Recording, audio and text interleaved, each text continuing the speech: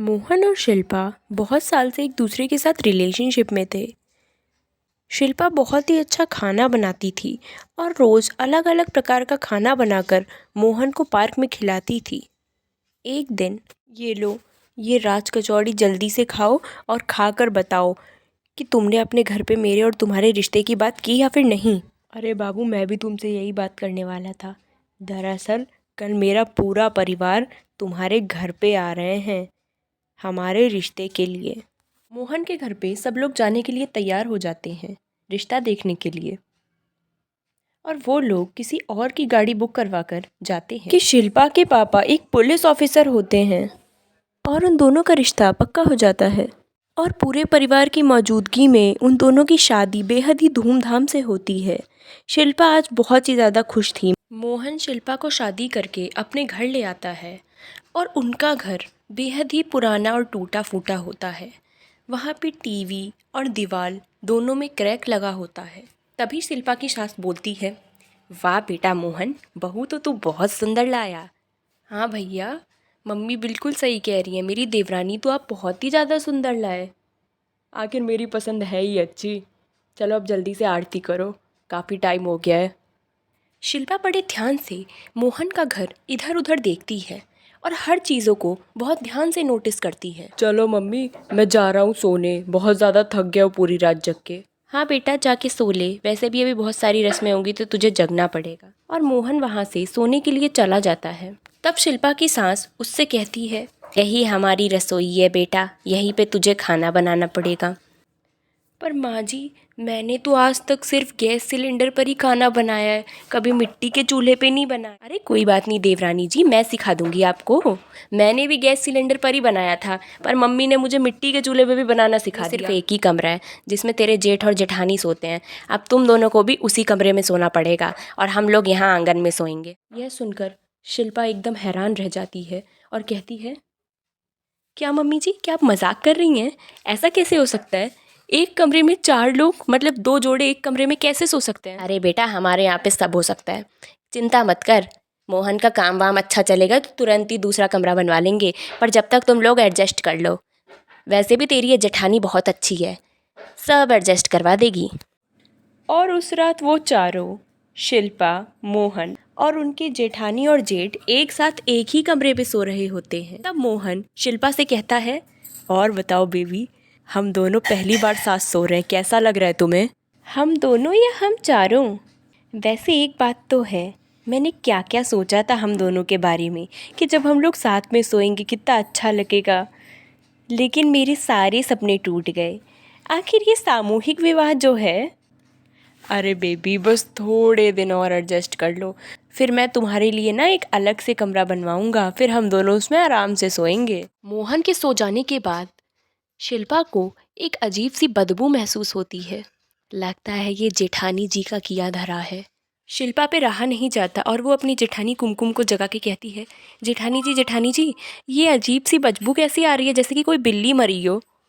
अरे कोई बिल्ली बिल्ली नहीं मरी, वो ना मैं प्रेग्नेंट हूँ ना, इस वजह से कभी कभी गैस निकल जाती है। कोई बात नहीं, तुम सो जाओ, ये तो पूरी रात चलता रहेगा। अगले दिन शिल्पा की मुंह दिखाई होती है, पर मुंह दिखाई घर में होने के बजाय बाहर होती है, खाट पे बैठाकर। तब शिल्पा की पड़ोसी बोलती हैं, वाह दीदी, बहू तो आप एकदम चांद का टुकड़ा लेकर आई हैं। पहली बहू भी आपकी बहुत सुंदर है और दूसरी भी बहुत सुंदर है। तब शिल्पा सोचती है, खाक सुंदर, ऐसी सुंदरता का क्या फ़ायदा, अगर ऐसी जगह आना था तो बताओ, भला बाहर मुंह दिखाई कौन करवाता है, घर के अंदर होती है ना मुंह दिखाई। हाँ, अब बस जल्दी से खुशखबरी सुना दे और हमें दादी बना दे, जैसे बड़ी बहू बनाने वाली है। किस बात की खुशखबरी, जब चारों को एक ही कमरा दे रखा है और इनको खुशखबरी भी सुननी है, वाह। लेकिन हम जी मॉडर्न सोच के हैं, हमें लव मैरिज से कोई दिक्कत नहीं। जब इतनी अमीर घर की बहू मिले तो लव मैरिज से क्या ही दिक्कत होगी आपको अम्मा जी। उनका घर इतना छोटा होता है कि बात करने के लिए भी जगह नहीं होती। वो दोनों अपने अपने कमरे में ही अलग अलग कोने में जाकर अपनी अपनी मम्मियों से बात करती हैं। तभी शिल्पा अपनी मम्मी से बोलती है, मम्मी, मुझे कहीं ना कहीं एहसास हो रहा है कि आप सही कह रही थी कि पापा मेरी शादी किसी बड़े घर में करवा देते, पर नहीं, मेरी तो मती मारी गई थी जो प्यार के चक्कर में पड़ के शादी कर ली। पता है मम्मी, पिछली रात हम चारों ही साथ सोए थे। वही तो, कितने भी गरीब हो कितने भी अमीर हो, सबका अलग अलग कमरा तो होता ही है, पर यहाँ पे तो एक ही कमरा है।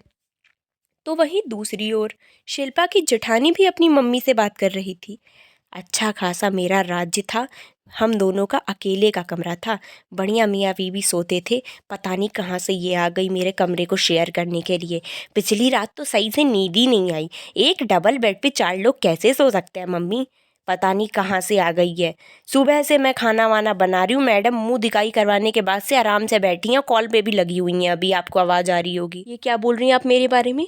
ऐसा मत समझिए कि मुझे कुछ सुनाई नहीं दे रहा है। बेशक मैं अपनी मम्मी से कॉल पे बात कर रही हूँ, पर मुझे सब सुनाई दे रहा है। हाँ तो क्या गलत बोल रही हूँ मैं? तू कौन सा बड़ा फूल झाड़ रही है अपनी मम्मी से? बुराई तो यहीं की कर रही है। उसी रात वो चारों एक साथ सो रहे होते हैं कि तभी शिल्पा के भाभी के अचानक पेट में दर्द उठता है और वो सोते सोते ही बोलने लग जाती हैं। अरे बाप रे, बचाओ कोई तो। अरे, इनको क्या हो गया अचानक से? शिल्पा का जेठ उठता है और अपनी बीवी से कहता है, क्या हुआ बाबू तुम्हें अचानक से? लेबर पेन हो रहा है क्या? ये सुन के शिल्पा भी डर जाती है। अरे ये क्या हो गया? शिल्पा की जेठानी के पेट पे दर्द हो ही रहा होता है, इतने वहाँ पे शिल्पा की सास आती है और शिल्पा अपनी सास से बोलती है, मम्मी जी देखिए ना, लगता है भाभी के अब बच्चा होने ही वाला है, हमें टाइम वेस्ट ना करते हुए तुरंत ही ना हॉस्पिटल ले जाना चाहिए। अरे अरे, हॉस्पिटल ले जाने की क्या ज़रूरत है? 2 मिनट रुक, हमारे घर के पास एक दाई माँ रहती है, उनको कॉल कर देती हूँ, अभी आके 2 मिनट में बच्चा करवा देंगे। शिल्पा की सास तुरंत उसके घर के पास वाली दाई माँ को फ़ोन लगा कर कहती हैं, अरे कहाँ हो, कब से फ़ोन कर रही हूँ, बहू के दर्द शुरू हो गया है, जल्दी से आ जाओ, लगता है टाइम आ गया है। तब शिल्पा अपने मन में सोचती है, ये कैसे लोग हैं, ये कोई पागल वागल है क्या? इतनी सीरियस हालत में इन लोग को हॉस्पिटल ले जाना चाहिए और ये घर पे बच्चे करवा रहे हैं।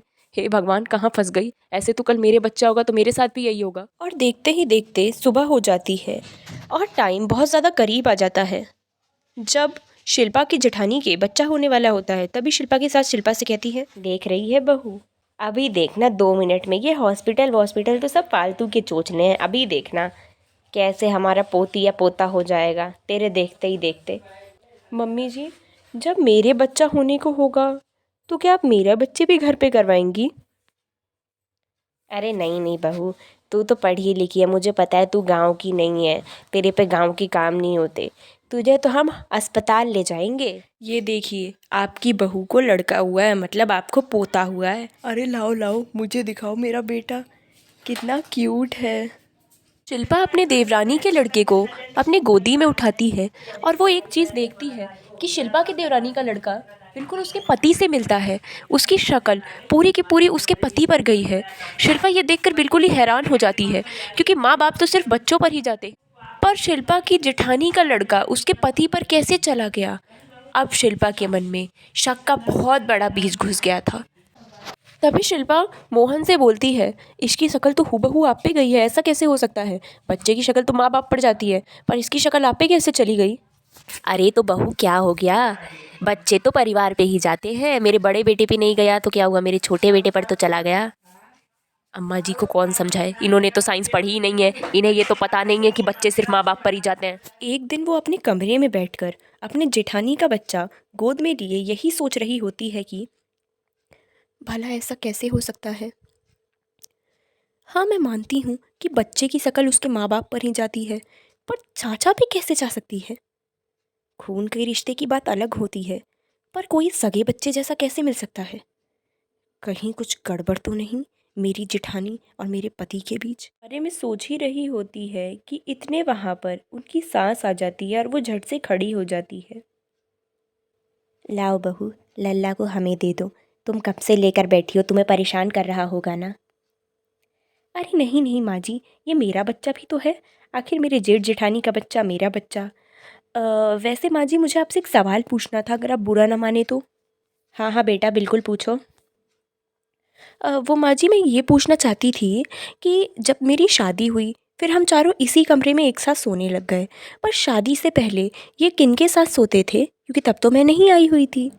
अरे बेटा, ये भी कोई पूछने की बात है? शादी से पहले भी बेटा यहीं सोता था मेरा। हाँ, उनके भैया भाभी एक तरफ बेड पे सोते थे, वो एक तरफ सोता था। क्यों, क्या हुआ? और अब धीरे धीरे उसका शक यकीन में बदलता जा रहा था। एक दिन उन सबको ही एक शादी में जाना होता है। तब वो लोग अपने कमरे में तैयार हो रहे होते हैं। उसी समय शिल्पा का पति और उसकी भाभी आपस में बात कर रहे होते हैं। अरे यार भाभी, आपको ये वाला हार पहनना चाहिए, ये वाला हार आप पे बहुत अच्छा लगेगा। आप वैसे भी इतनी ज़्यादा गोरी हैं और ये सोने का हार तो आप पे चार चांद लगा देगा। अरे नहीं नहीं देवर जी, ये आप अपनी बहू को ही पहनाइए। मैं कोई भी हार पहन लूँगी, जो मैंने पहन रखा है यही सही है। अरे ऐसे भी क्या दिक्कत है? अगर वो बोल रही हैं कि उन्हें हार नहीं पहनना तो आपको क्या तकलीफ़ हो रही है? मुझे ही पहना दीजिए। अरे भाभी, तुमसे ज़्यादा गोरी है ना, तुम्हारा रंग थोड़ा सांवला है, इस वजह से मैंने सोचा ये हार भाभी ही पहन लें। यह बात सुनकर शिल्पा को बेहद ही ज़्यादा गुस्सा आता है और वो अपने मन में सोचती है, इनको मुझ में कमी दिख रही है पर अपनी भाभी में नहीं दिख रही है। अब तो ज़रूर कुछ गड़बड़ है और मेरा शक यकीन में बदलता जा रहा है। चलिए चलिए, नखरे मत कीजिए, लाइए मैं आपको हार पहनाने में मदद करता हूँ। यह देख शिल्पा को अपने पति पे बेहद ही ज़्यादा गुस्सा आता है। उसी समय शिल्पा अपने जेठ की तरफ देखती है और सोचती है, ये दोनों यहाँ पे चिपके पड़े हैं, इन्हें कोई मतलब ही नहीं है। पता नहीं अजीब ही आदमी है, कॉल पे ही लगे हुए हैं। यहाँ मैं शक कर करके मरे जा रही हूँ और ये इतने साल से अपनी बीवी के साथ रह रहे हैं, जब भी इन्हें कोई शक नहीं हो रहा। वो दोनों तैयार होकर अपनी सासू माँ के पास जाती हैं और पूछती हैं, बताइए तो मम्मी जी, हम दोनों में से कौन ज़्यादा सुंदर लग रहा है? अरे ये भी कोई कहने की बात है मम्मी जी, इसकी उम्र मुझसे कम है, इसकी शादी अभी अभी हुई है, मेरे तो एक बच्चा भी हो गया है, यही सुंदर लग रही है। अरे अरे भाभी, ऐसा कुछ नहीं है, आप तो हमेशा से ही सुंदर हो और आप ही सुंदर लग रही हो। आप भी कैसी बात करती हो? अरे बेटा, मेरे लिए तो दोनों ही बहुएं मेरी बराबर है। पर अपने पति की ये बात सुनकर शिल्पा मन ही मन सुलग उठी थी और ये सोच रही थी कि पत्नी के होते हुए वो भाभी की साइड क्यों ले रहा है। और उस शादी में जाते ही दोनों देवर भाभी मज़े से डांस करने लग जाते हैं, जैसे मान लो वही एक दूसरे के पति पत्नी हो। देख रही हैं माँ जी, इनका ध्यान खाने पीने पे तो है नहीं, और भाभी की अभी अभी डिलीवरी हुई है लेकिन फिर भी नाचने में लगी हुई हैं। और इतना ही नहीं, काफ़ी देर तक साथ में डांस करने के बाद शिल्पा का पति अपनी भाभी से बोलता है, भाभी बोलो आ। अरे भाभी जल्दी से खाओ ना। यह देख शिल्पा का गुस्सा डबल हाई हो जाता है, पहले डांस और अब साथ में खाना। अरे देवर जी, आप अपनी बहू को जाके खिलाइए ना, अब तो आपकी शादी हो गई, अभी भी भाभी भाभी भाभी करते रहते हैं, 24 घंटे मेरा ध्यान रखते रहते हैं। जाके खिलाइए ना उसे, वो देखिए वहाँ पे आग बबूला हो रही है भूख के मारे। उस दिन रात में शिल्पा मोहन से नाराज़ होती है। तब मोहन कहता है, अरे यार शिल्पा, मुझसे नाराज़ क्यों हो? आज तो मुझसे शादी में भी नहीं बोली। आखिर क्या गलती कर रहा हूँ मैं, मुझे तो समझ नहीं आ रहा है। जो हम चारों एक कमरे में सो रहे हैं इस वजह से नाराज़ हो क्या? हाँ, मैं कौन होती हूँ आपसे नाराज़ होने वाली भला? भाभी के साथ चिपक चिपक के डांस कीजिए ना। मैं कौन हूँ आपकी? भाभी आपको लहंगे में अच्छी लग रही हैं, भाभी के साथ खाना खा रहे हैं, भाभी के साथ डांस कर रहे हैं, मुझे क्यों बोल रहे हैं फिर? रात हो जाती है और शिल्पा गहरी नींद में सो जाती है। पर जब शिल्पा की आंख खुलती है, वो ये देख के बहुत ज़्यादा हैरान होती है कि वो सिर्फ अपने जेठ के साथ अकेले ही बिस्तर पे लेटी हुई थी और उसकी भाभी और उसका पति दोनों ही गायब थे। अब शिल्पा का शक पूरी तरीके से यकीन में बदल चुका था। आखिर मोहन और उसकी भाभी एक साथ कैसे गायब थे? क्या शिल्पा का शक सही था? और ये तो बहुत अचंभित की बात थी कि दोनों ही मध्य रात में गायब थे। अब शिल्पा उठ के पूरे घर में ढूंढने जाती है कि वो लोग हैं कहाँ। आगे के लिए बने रहें।